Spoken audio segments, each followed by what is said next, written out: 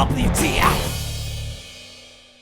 Hello, I'm Ross Twiddell from Cultaholic.com, and I, like you, am questioning what the hell I'm doing with my life after watching that intro. Here are all the WTF moments from last night's SmackDown Live as I try to piece my life back together. So heading into last night's SmackDown Live, we thought we were going to get a lovely match between Jeff Hardy and Shinsuke Nakamura, but before the show started, that match was cancelled because, and I'm not making this up as the footage in the intro just proved to you, Shinsuke Nakamura was bitten by a police dog. I know, the footage I obtained of the incident is absolutely shocking. Some say the dog was acting aggressively towards Shinsuke Nakamura for quite some time, barking at him repeatedly, but because he wasn't barking in Japanese, Nakamura didn't understand, so it took a chunk out of his calf. Other sources say that the dog in question was neutered, so when Nakamura went for a low blow attempt, it was absolutely pointless and he was open to attack. But at the end of the day, I just hope his shins Okay. Well, blow me down, SmackDown Live's creative team, I owe you all an apology. Last week, of course, I accused you all of dropping your asses out of your shorts because you didn't know what to do when you found out that Big Cass was fired. I thought you just thought, bloody hell, he's in that segment there, let's replace him with random generator, the Bludgeon Brothers. However, subtle seeds were sown earlier tonight when Daniel Bryan claimed that he was ready to take on the biggest and baddest on SmackDown Live before interfering in the Bludgeon Brothers entrance. I've been proven wrong. I love it, Maggle. Punish me, daddies. And next up we have The Miz, who claims no thing or two about films, claiming that Daniel Bryan was the protagonist in the entire situation last week before saying that the entire story was about the Bludgeon Brothers. And of course this makes no sense because normally the protagonist is the leading man or woman leading thing in a film. Now, a time that took for Booty's Worth, or whatever that pancake fondler's real name is, took to get that blended milk juice out of the blender into the glass was impossible. But Jesus Christ almighty, I just hope that pancake milkshakes do not become the new day's new thing, otherwise their entrance routine of showering pancake juice into children's eyes will be appearing on many hard drives that the authorities need to seize immediately. I am fucking sick of hearing the word flisbee. Put flisbee in the bin. It's Oren from Parks and Recreation, and one, he's showing emotion, and two, he's having a good time as some pancake fetishists dance their way towards the wrestling ring. I don't know what's real and I want to cry. That's it, I'm done. He's back at it again. How I wish I could go back to last week, because last week was the best of times. For 5 weeks in a row last week, Aiden English was singing 100% babyface songs. The entire WWE universe was behind a 100% babyface Rusev, and that 100% babyface Rusev was qualifying for a WWE Championship match against AJ Styles at Extreme Rules. And better still, he was shaking the hand of the prat who thinks the earth's flat. Now though, of course they are, they're turning my Bane spirit animal into a dastardly diddler, aren't they? It started with Aiden English. He was having a go at the New Day's pancakes, which you just don't do if you're a babyface, and it ended with Rusev, whose promo had little bits of flavouring of an aggressive heel. Why can't WWE just have a babyface versus babyface rivalry based on competition and respect, pa? They're just going to end themselves up in a massive mess, aren't they? Because Rusev's going to end up being the foreign heel like he was once upon a time, but the entire crowd are going to be cheering him, and that's going to be really weird. But they're also going to be cheering AJ Styles, who's trying to take down that foreign bastard for the sake of America, and it's just all going to be a mess and ruin what should be a delightful feud. Sigh. Some might say that Lana Day and Rusev Day is a chicken and the egg kind of situation, but I say that's absolute bollocks. Rusev came first and Lana came second, and since they're a married couple, I should not be saying sentences like the one I've just said, or the tabloids will be having a field day twisting me words. When are they going to change that flag on that shirt to an American one? Because Lana has just stopped trying. I mean, it's bad enough with the fact that Lana just suddenly turned up for work one week and she was American instead of Russian, but all of this was compounded last night in a segment where somebody from Glow was there who was more evil and more Russian than Lana ever was. I don't know why I'm speaking like this. It's like she's gone from ravishing Russian to alluring American.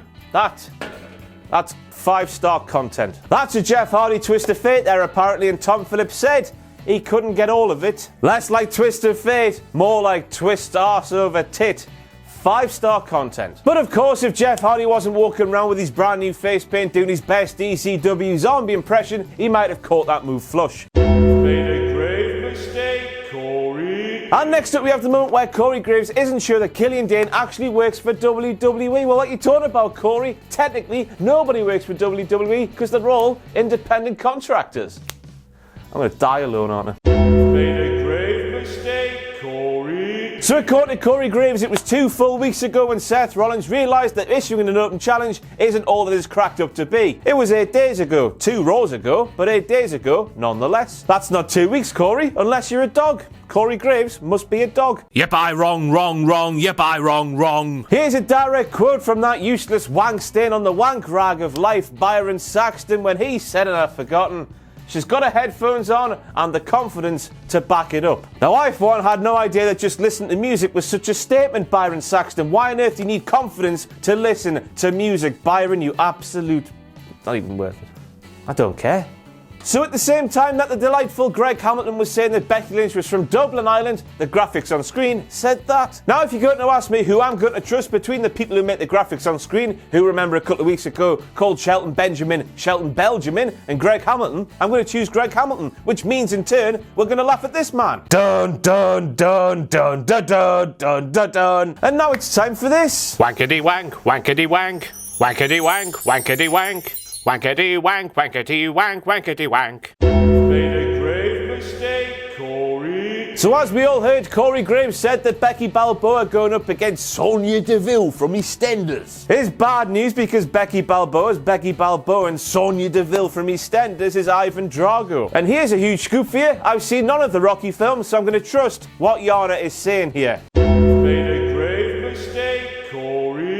Now, according to Corey Graves, Becky Lynch stepping into a wrestling ring with Sonya Deville is going to be like James Comey stepping into an octagon for the very first time. James Comey, the former FBI director? Unless I'm missing something very, very huge indeed, Corey Graves, surely you mean James Toney because he is very old and got his arse handed to him in his first UFC fight. Yep, I wrong.